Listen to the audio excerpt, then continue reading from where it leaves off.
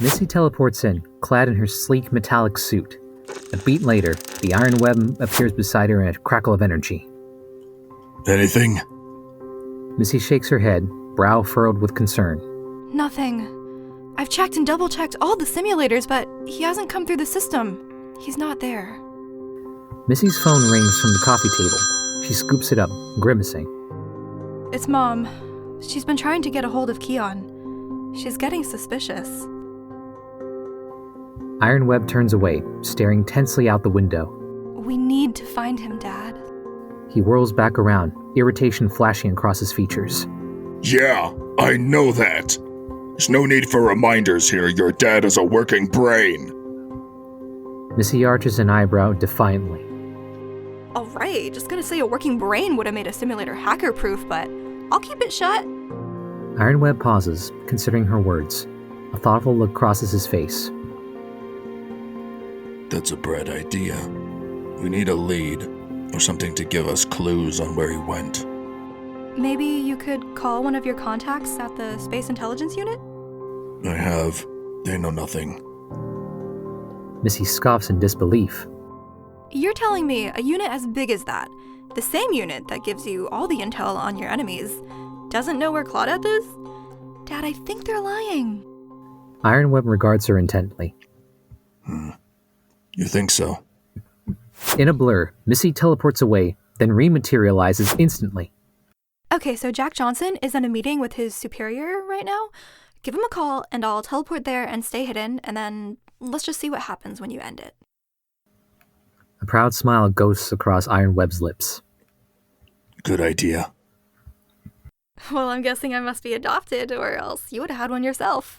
Rolling his eyes, Iron Web retrieves his cell phone and dials.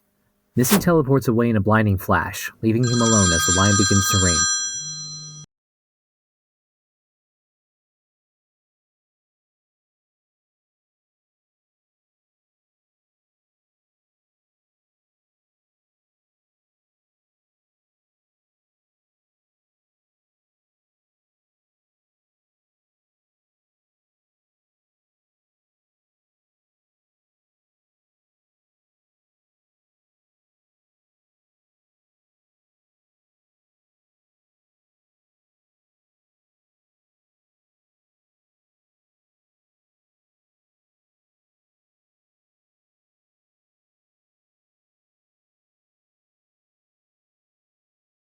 Jack Johnson sits across from his superior, Frank Marshall, in a private office.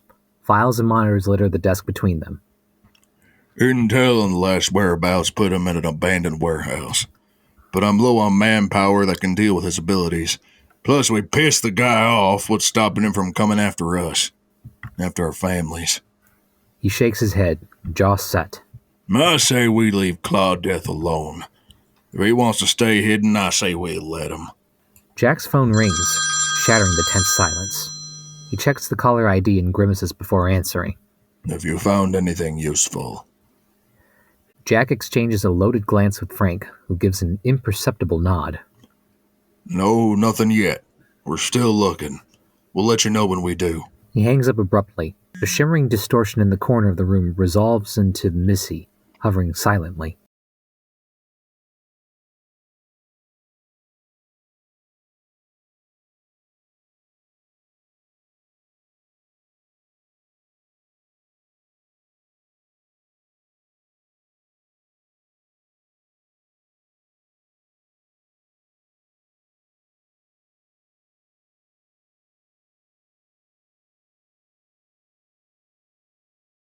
Missy teleports back in, reappearing beside Iron Web. He turns to face her expectantly. Well, were they lying? Missy nods grimly. Yeah, but the good news is I used my sonic powers to detect what Jack was seeing on his computer screen, and I managed to find Claudette's last known location. Let's go! She extends her hand, focusing. Waves of sonic energy ripple outward, transferring the coordinates to Iron Web's armor. He nods, curtly, and they vanish in a blinding flash.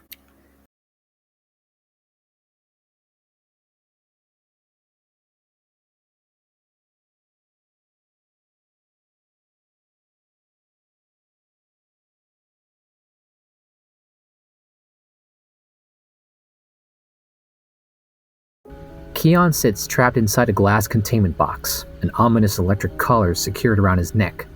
A single light shines down on him, bathing the young man in an eerie glow reminiscent of a magician's prop. Suddenly, Missy teleports in outside the box. She locks eyes with her brother for a tense beat. Don't! There's an alarm rigged to this box that triggers the cameras. If you enter, it will signal to Claudette that you're here. Missy's eyes narrow with concern. How do we get you out of here? You can't. Not yet. This collar could kill me if it's tampered with before they disable it. I'm stuck. What does Claudette even want with you? Keon takes a deep, steadying breath. Frank Marshall, who works for the Space Intelligence Unit, locked up a couple of Claudette's men. They're hidden in some black site prison. He's trying to force me to find them so we can stage a rescue. Missy's eyes widen in realization. Well, why can't he do it himself? Because his biometrics are already flagged into their system. If he's even detected in the prison, it goes into immediate lockdown, and anyone wearing one of these kill collars dies instantly. He swallows hard, gaze dropping. He'll execute me too if I'm not useful. A shimmer, and the iron web appears beside Missy in a crackle of energy. Got all that, Dad? Iron Web nods grimly. Got it. Should we just let him die? I mean, I love you, bro, but sharing birthdays and Christmas and getting one less present is kind of a drag. Keon rolls his eyes, but a faint smile ghosts across his lips. Yeah, you're a riot. Missy lets out a soft chuckle. Then her expression turns serious once more. So, what's our play here?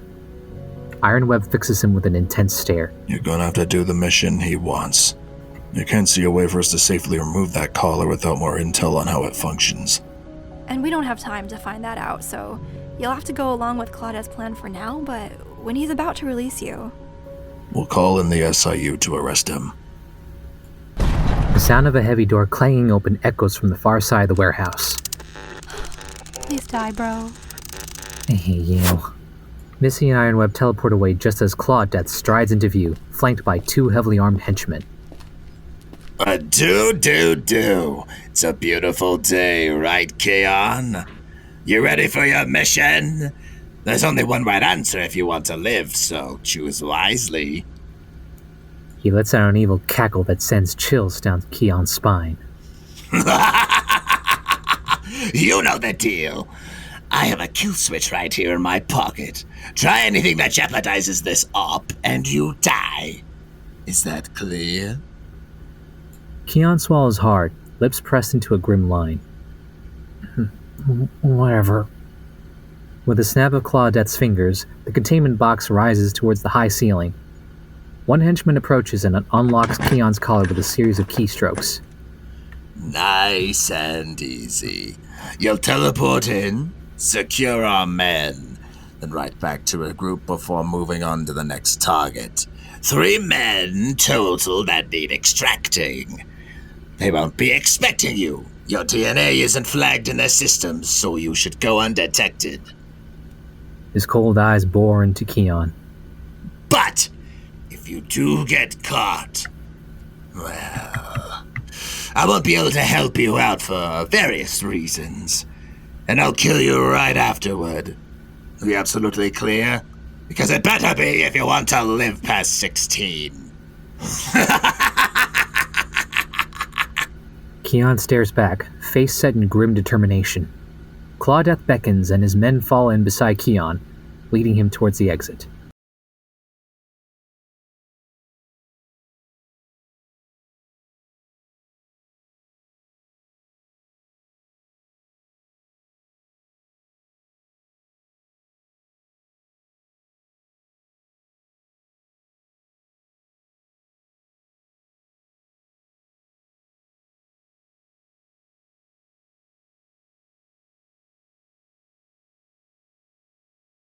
A nondescript truck rumbles along a wooded road at a steady pace.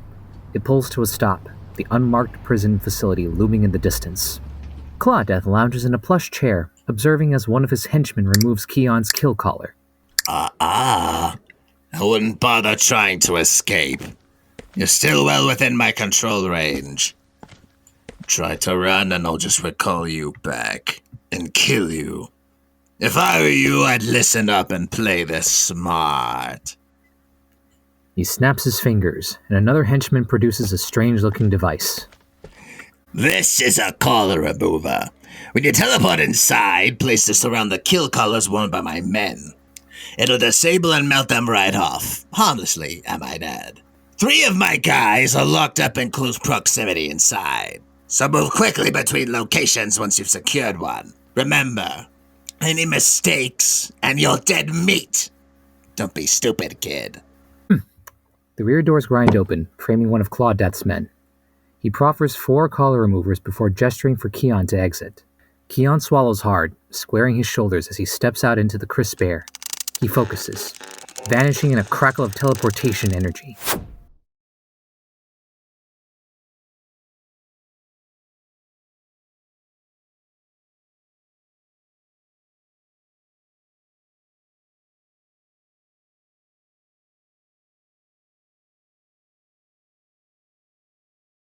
The ultra-modern labyrinthine corridors of Hawkeye Prison stretch into pitch blackness. The cells lining the halls empty and abandoned. Except for one, tucked into a far corner. Keon rematerializes nearby in a shimmering burst of energy. He sucks in a calming breath, steeling his nerves as he creeps towards the occupied cell, Missy suddenly uncloaking beside him. Well, this is exciting. Maybe I'll get to watch you die today after all. Helpful. Thanks. His radio cackles to life with Claudette's voice. Who are you talking to? And why is it so dark in there? Missy flashes a mischievous grin as Keon shakes his head, pressing onward. He finally reaches the cell, eyes scanning for any potential security threats. Don't worry. Dad forced me to disable the cameras. Forrest, I thought we were supposed to be a team here. Duh. I want you to die, dummy. Rolling his eyes, Keon teleports directly into the cell. The inmate lies fast asleep, facing away from them. I scanned the collar remover already. You can't just yank the kill collar off. That gemstone part has to be encased by the device first to deactivate it safely. Keon eyes the slumbering man dubiously. So... Yeah, you're gonna have to turn him over. Keon approaches cautiously, moving to gently roll the inmate towards him. Make sure he doesn't wake up screaming. You don't want our cover blown, do you? Missy passes him the collar remover. Heart pounding, Keon shifts the inmate's body, only for his eyes to snap open, mouth opening to scream. In a blur, Keon claps his hand over the man's mouth as Missy unleashes a sonic shockwave, freezing him in place. With his free hand, Keon deftly encases the kill collar's gemstone in the remover device. It lets out a shrill beep as the collar disengages, clattering to the floor harmlessly. Time to roll him out. Keon nods grimly, focusing as he and the inmate vanish in a crackle of displaced air.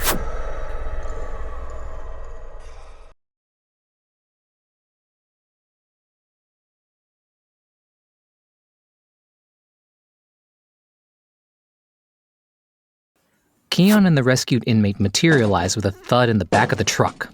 Claudette's men immediately swarm the haggard prisoner, enveloping him in celebratory hugs and high fives. You're welcome for the rescue, I guess. Claudette rises from his chair, a faint sneer on his lips. 2 more to go, kid. But don't get cocky. The next one won't be nearly as easy as that little cakewalk. Remember, play this smart. Your life depends on it. He nods to one of his techies who transmits a fresh set of coordinates directly to Keon via sonic pulse. Move out. And quit dawdling. Keon grimaces, focusing his energy as he teleports away in a shimmering haze.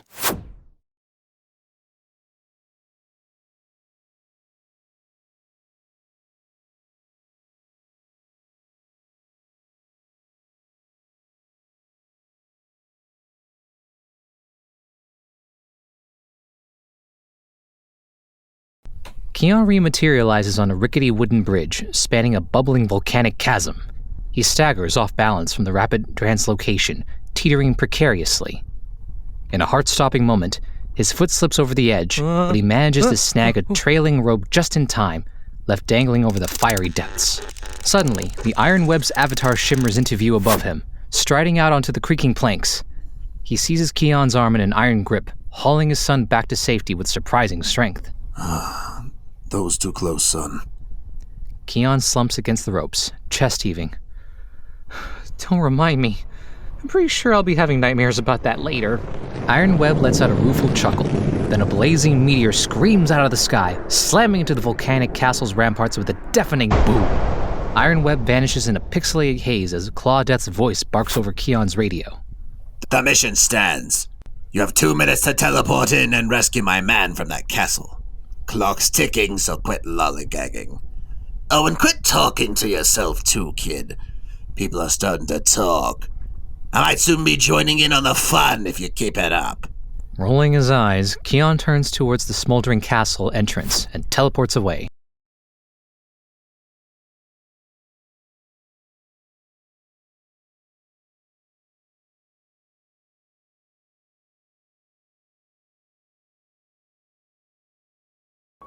Keon rematerializes in the sweltering castle interior, lit by guttering torches and the hellish volcanic glow outside. Not a bad place, if you're a Skeletor. At the far end, a prisoner hangs suspended in iron chains, battered and bloody. 3 towering lion statues flank the corridor leading to him. As Keon's gaze sweeps over them, one of the lion's eyes seems to twitch. He staggers back a step, alarmed. What the fuck was that? Suddenly, Missy's avatar uncloaks beside him, eyebrow arched. Need a hand pushing you to your fiery death? There's something not right here. Ooh, is your fragile little mind playing tricks on you? Do we need to find you a nice therapist? Shaking off her taunts, Keon starts advancing cautiously down the corridor, eyes flickering between the statues. I don't like this one bit. That's probably because you're halfway to wetting yourself. Me, on the other hand, I'm having the time of my life. It's like a fun little trip to Disneyland. Keon finally reaches the captive, recoiling at his grievous wounds. Ragged strips of clothing hang from his emaciated frame, legs are torn and a bloody mess. Wham! One of the lion statues drops to all fours, solidifying into a living beast that immediately vanishes with a roar. Keon whips around, eyes wide, only to find an empty alcove where the statue once stood. Wait, what? There were 3 lions on the wall before. Where's the other one gone? He trails off, with a horrified realization dawning across his features. Oh no. In a frenzy, Keon lashes out with a sonic blast, shattering the captive's chains. He slaps the collar remover onto the kill caller's gemstone, wincing as the explosive crack of its detonation echoes throughout the chamber. Seizing the semi-conscious man, Keon whirls and comes face to face with the final lion, rearing onto its hind legs to strike. Yep, you're gonna die right about now. Keon focuses every iota of his concentration, teleporting away with the captive mere inches before the beast's granite claws can find their mark.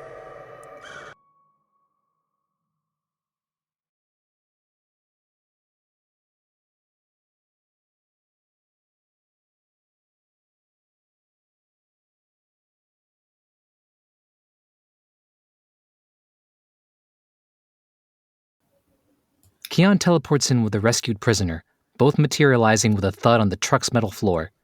Claudette's men swarm the haggard captive, engulfing him in celebratory hugs and slaps on the back. Claudette rises from his chair, eyeing Keon with faint approval. You're good, kid. The boys here were placing bets you'd die back in the castle, but you managed to prove them wrong. Keep this up, and I might want to keep you around permanently. Keon meets his gaze levelly, unflinching. That wasn't the deal. Claudette lets out a low chuckle, shaking his head. Well, deals change, son. Didn't your dad ever teach you that? If not, you've just had your first lesson. You're welcome. Now, on to the final mission. Keon tenses, nodding curtly. This'll be the final one. Claudette arches an eyebrow, a hint of menace flickering across his features. I wouldn't get too cocky around me if I were you, kid. I have a way of spoiling people's fun when they get ahead of themselves. Keon shakes his head, but holds his tongue as Claudette continues. The final target is one of my men being held inside an arena. ringed by Komodo dragon pits. It's an old-fashioned death ring, if you can imagine. He leans forward, deadly serious. Now, I don't exactly know precisely where my guy is positioned in that pit, so you'll need to search carefully and extract him. This is your final trial by fire, my boy. A test, if you will. Keon tenses at the ominous word choice. Test? Catching himself, Clawdeath waves a dismissive hand. Mission! I mean mission. Are you ready for it? As I'll ever be. Clawdeath lets a thin smile crease his lips. Good luck then, kid. This is it.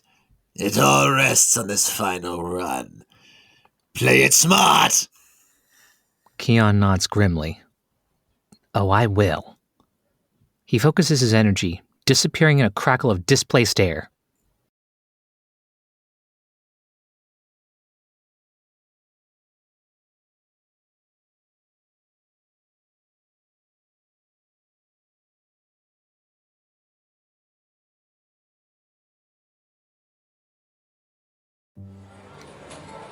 The raucous sounds and lights of a bustling casino floor assault the senses as Keon rematerializes in a dingy back room. A gladiatorial arena stretches out beyond the room's one-way glass, ringed by sunken Komodo dragon pits. Clawdeath's disembodied voice crackles in Keon's earpiece. I can't get a visual on you in there, kid. What's your status? A shimmering distortion suddenly flares in Keon's peripheral vision, Missy's cloaked form materializing beside him. What the fuck? Her cloak shorts out in a shower of sparks, forcing her to uncloak fully. At that same moment, a distant figure plummets from the casino's upper levels, crashing with a sickening thud into the arena. Missy rushes to be beside the Iron Web struggling to his feet amidst the sandy pit, stunned, but clearly injured. Dad? Dad, what are we doing here? I can't teleport us out. My powers aren't working. Keon meets Iron Web's pained gaze for a tense beat. Keon, you ungrateful bastard. 3 towering Komodo dragons slither from their sunken pens, rapidly encircling Iron Web and the terrified Missy. Dad, what the hell is happening here? I don't know for certain. What I do know is this is as real as it gets now. We're in mortal danger, baby girl. Missy's eyes widen in panic as she futilely tries teleporting away, only for her powers to spark harmlessly around her. Why aren't my powers working? We can't use them in this space somehow. I'm not sure why. He draws her into a tight embrace as the dragons begin closing the circle, putrid maws stretched wide. But listen to me. We may not have our abilities in here, but our human skills are still intact, if not even enhanced. So when I give the signal, we jump. Jump? Dad, what are you talking about? One of the dragons lunges with a furious hiss. Iron Web barks out a single command. Jump! He dodges to the side in a blur as the Komodo dragon slams into the arena wall. Missy follows his lead an instant later, the pair now firmly outside the ring of circling predators. But who's behind this? Why are we here? An avatar of Keon suddenly shimmers into view. Me. I'm the one controlling this scenario. Missy whirls on her brother, eyes blazing. Is this some kind of sick joke? Get us out of here right now before we're killed! There's no point. Not yet, at least. Another dragon strikes, its gaping maw coming within inches of snatching Iron Web's leg before he deftly dodges aside. Sweat beads on his brow from the exertion. I was in a simulation this entire time, wasn't I? Iron Web meets his son's unflinching gaze, the pieces finally falling into place. This isn't the right time, but yes. Your physical reality may not have been genuine, but this simulation, this world we now inhabit, it's undeniably real and deadly, Keon. He ducks another vicious lunge, voice rising in intensity. As its creator, I need you to shut this nightmare down now, before it claims us. If you have any humanity left in you, end this madness immediately. Aren't you even a little curious how I figured it all out? Iron Web shoves Missy aside as a dragon's saw-like teeth snaps shut inches from her face. Now is not the time! Just get us out, damn it! But Keon remains unmoved, arms folded as he watches them dodge and weave. The cameras in the prison and that volcanic castle, They were all life feeding into Claudette's network. He must have some way to remotely access their systems and observe us, and render my sister's powers useless on a whim. Ironweb fires off a series of rapid kicks, driving one beast back momentarily. As soon as you two started appearing wherever I teleported, right on cue, well, I started putting the pieces together. Why the hell isn't Claudette seeing you two? So I figured this whole thing was an elaborate training simulation designed to test my skills against escalating stakes. Nicely played, I'll admit. But I saw through the ruse in the end. Ironweb slams into the arena wall with bone-jarring force, knocked senseless by a glancing dragon strike. Dad! She dodges a snapping bite, the beast closing in inexorably. Keon, please, we need you to shut this down now. Get us out before it's too late. Keon's avatar simply smiles thinly, already fading away. I'll get you out. Right after I explain all this to Mom, he winks out of existence, leaving Missy and the Iron Web alone as the Komodo dragons attack in a frenzy. She lets out a high shriek of terror, and with crackling static, Missy and Iron Web's battered forms disappear.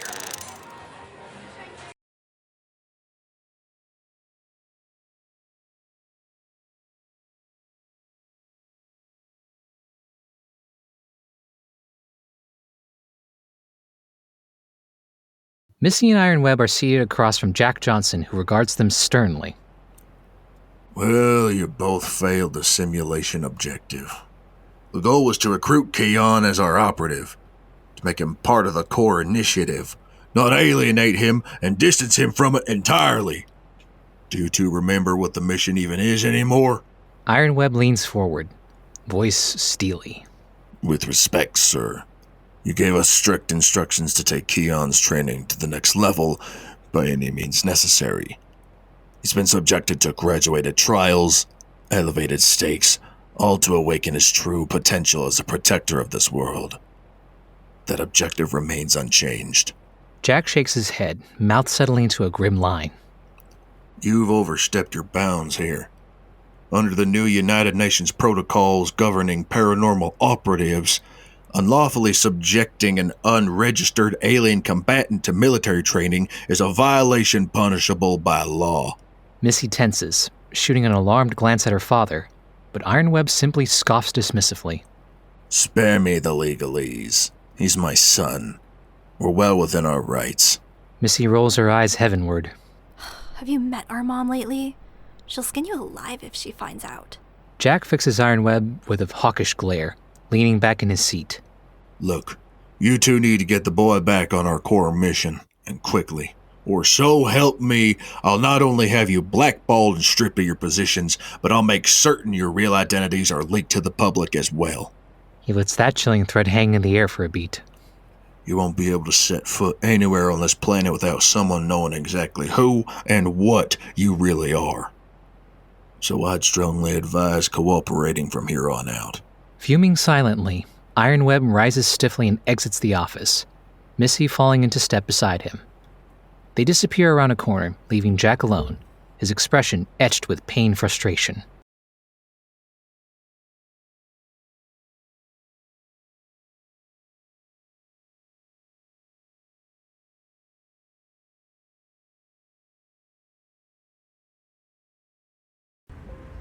The wind whips across the rooftop as the Iron Web, an imposing figure clad in his metallic suit, stands stoically surveying the New York City skyline. His cape billows dramatically behind him as he scans the urban landscape, ever vigilant.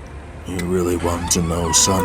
A door creaks open behind him, and Keon, a lean 16-year-old boy, tentatively steps out onto the rooftop. His eyes go wide as he spots the legendary Iron Web. Yes, Dad, I do. Iron Web turns to face his son, cape sweeping around him. There's a solemnity to his movements, a weight on his shoulders. You might see me differently after, Keon, once the truth is laid bare. Keon approaches cautiously, the gravel crunching underfoot. The Iron Web suddenly stiffens, his heightened senses alerting him to potential trouble. But his next words are somber, introspective. We are heroes, son. Guardians sworn to safeguard this world and all who dwell upon it. It's a path carved from honor, sacrifice, and hardship most cannot begin to fathom. He places a hand on Keon's shoulder, gripping it firmly. As a member of this family, The mantle will one day fall to you as well. Our burden is to bear, our great responsibility. So you must ask yourself, are you truly prepared to shoulder that weight? For the road ahead leads only to darkness, pain, and unimaginable loss. Keon meets his father's intense gaze, a newfound resolve shining in his eyes, a fierce determination to prove himself worthy. I'm ready, Dad. Fate brought us both to this crossroads. It's time for the torch to be passed. It's time for the Iron Boy to be unleashed. I'm ready to play. In a sudden burst of movement, Keon sprints toward the rooftop's edge and flings himself over the dizzying precipice. Iron Web tenses, about to give chase, but at the last possible second, Keon's form shimmers and distorts in midair. He teleports away in a blinding crackle of energy, leaving behind only a ringing silence. A proud smile creases from Iron Web's lips as he turns to regard the glittering skyline once more.